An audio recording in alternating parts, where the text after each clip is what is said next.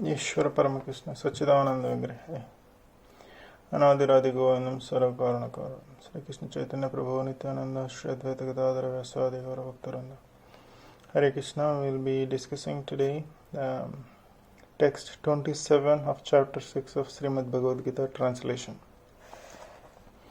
The yogi whose mind is fixed on me verily attains the highest happiness.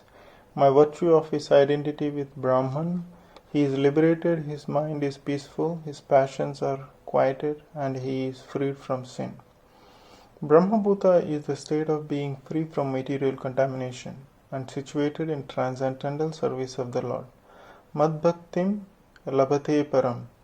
One cannot remain in the quality of Brahman, the Absolute, until one's mind is fixed on the lotus feet of the Lord. Savaimana Krishna Padara Vendayo.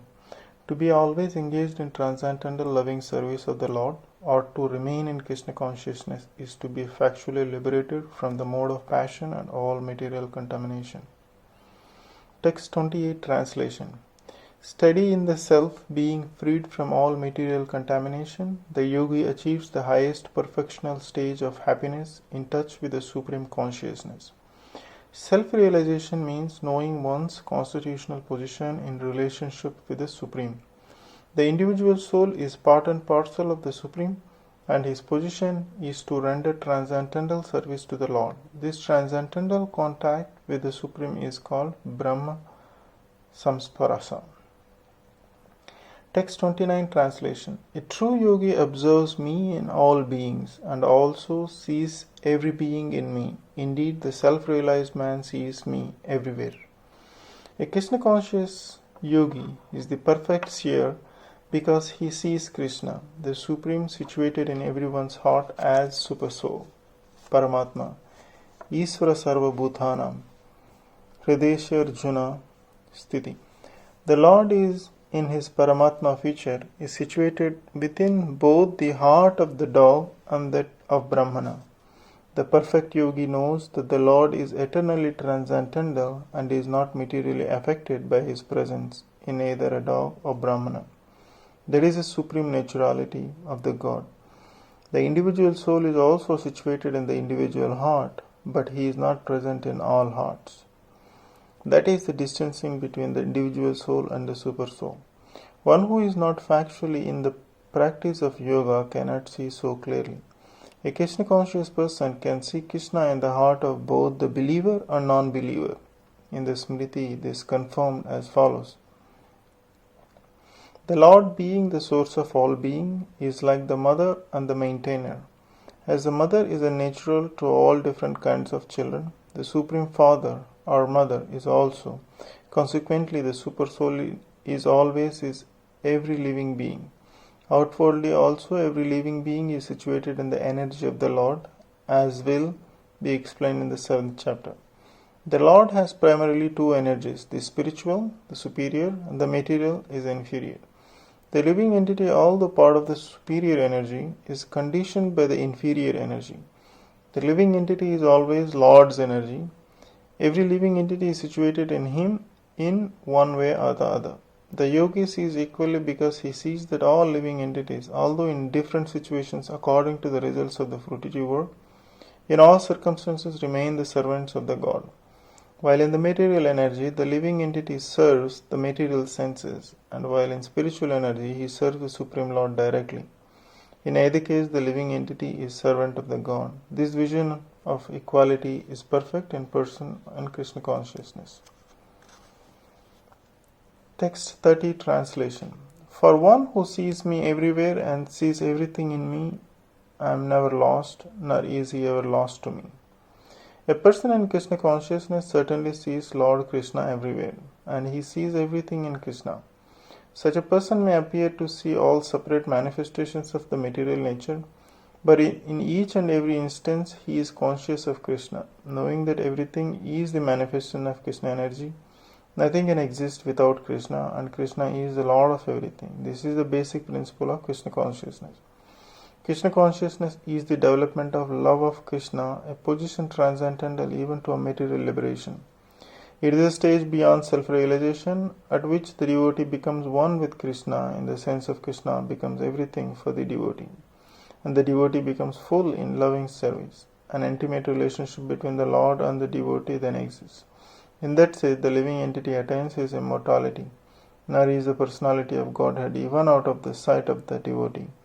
To merge in Krishna in spiritual annihilation, the devotee takes no such risk. It is stated in Brahma Samhita, I worship primeval Lord Govinda, who is always seen by the devotee, whose eyes are anointed with the pulp of love. He is seen in his eternal from a Syamasundara form, situated within the heart of the devotee.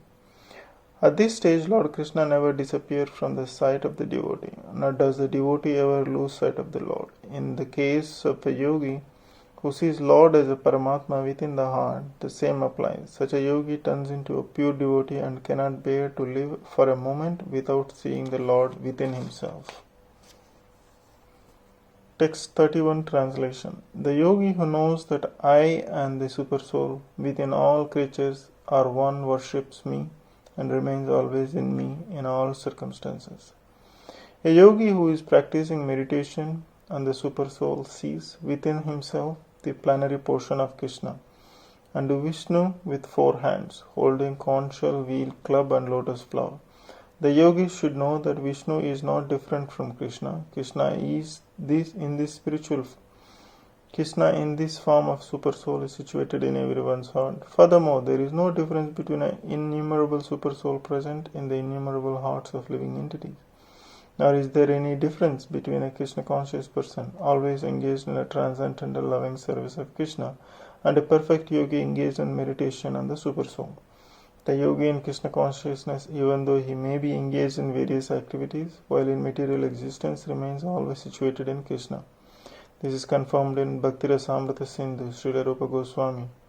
It says that a devotee of a Lord always acting in Krishna consciousness is automatically liberated. In Narada Panchartha, this is also confirmed in this way. By concentrating one's attention on this transcendental form of Krishna, who is all-pervading and beyond time and space, one becomes absorbed in thinking of Krishna and then attains the happy state of transcendental association with him. Krishna consciousness is the highest stage of transcendence in yoga practice.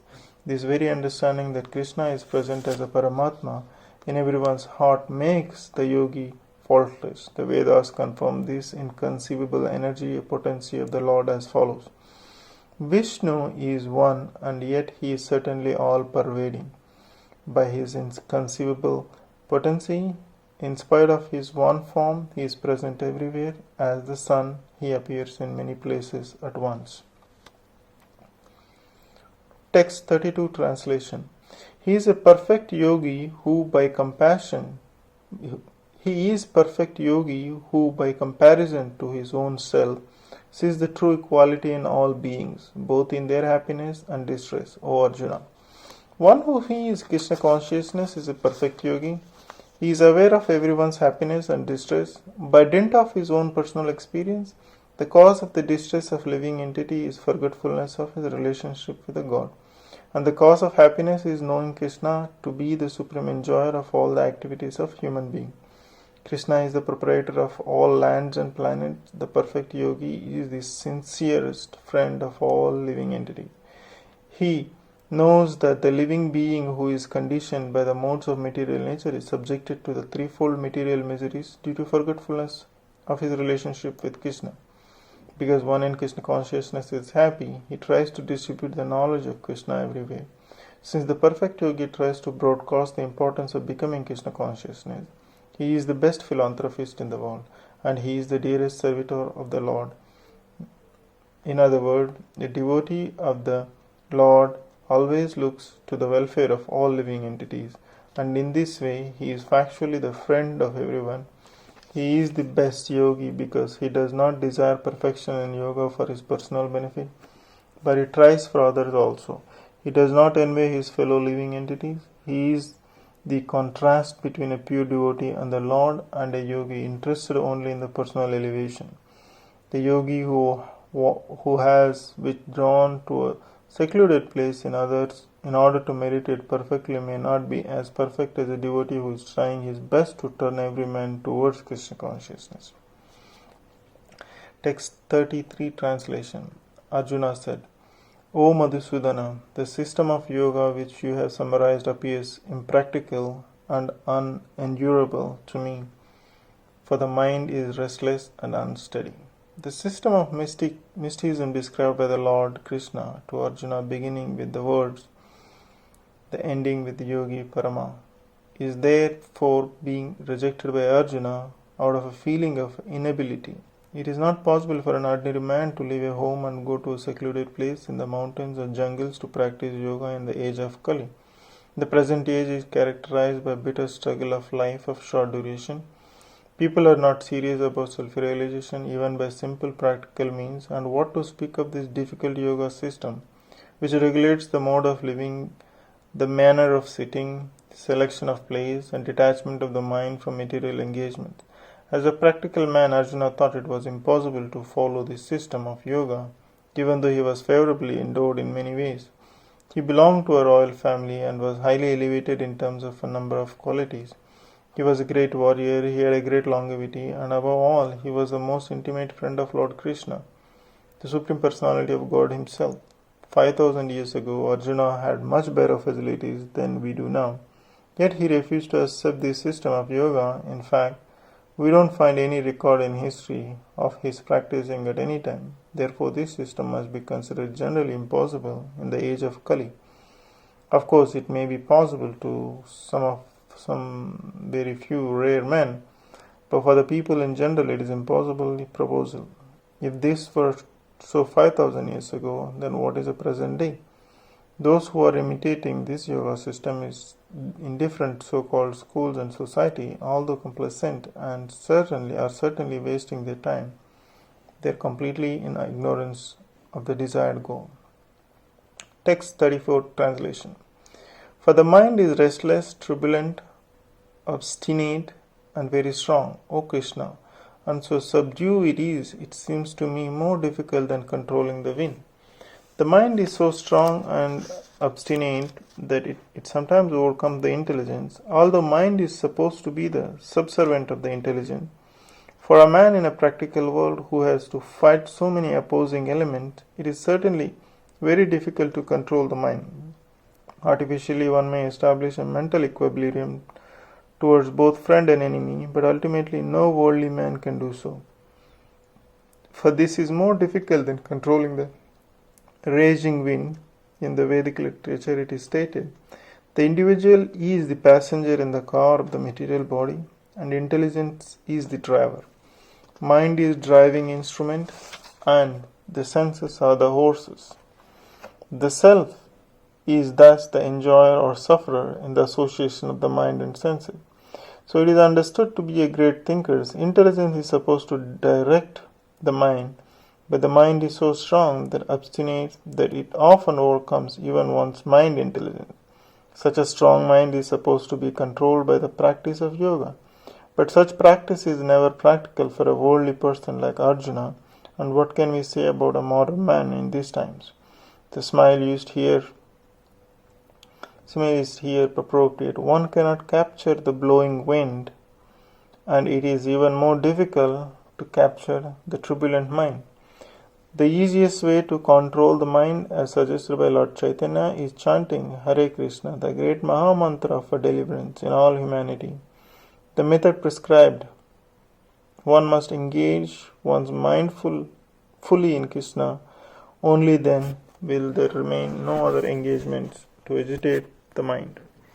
Which ends the translation of text 34 of chapter 6 of Srimad Bhagavad-Gita. Thank you so much. Hare Krishna. Keep listening.